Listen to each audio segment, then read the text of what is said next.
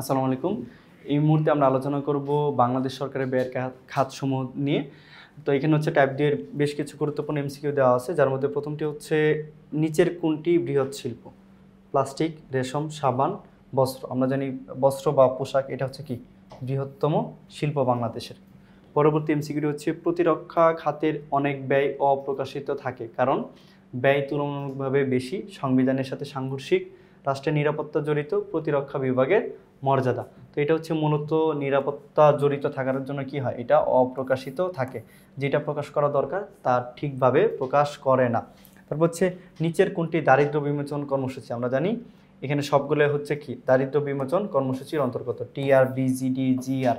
সঠিক উত্তর হবে সবগুলোই। বাংলাদেশে সরকার কতটি খাতে রাজস্ব বা অনুন্নয়ন ব্যয় বরাদ্দ করে? 50, 55, 28 এবং হচ্ছে 18। এটা হচ্ছে এই 55টাই হবে কি সঠিক উত্তর।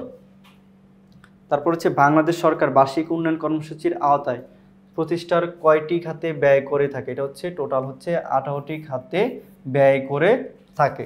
সরকারের অর্থ ব্যয়ের খাত কোনটি?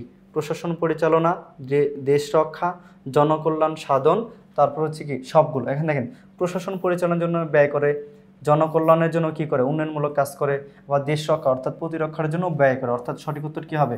সবগুলোই হবে সঠিক উত্তর। বাংলাদেশ সরকারের ব্যয়ের প্রধান খাতসমূহ হলো পরিবহন, শিক্ষা, জনস্বাস্থ্য। দেখেন এখানে সবগুলাই কি হবে? সঠিক উত্তর হবে সবগুলোই।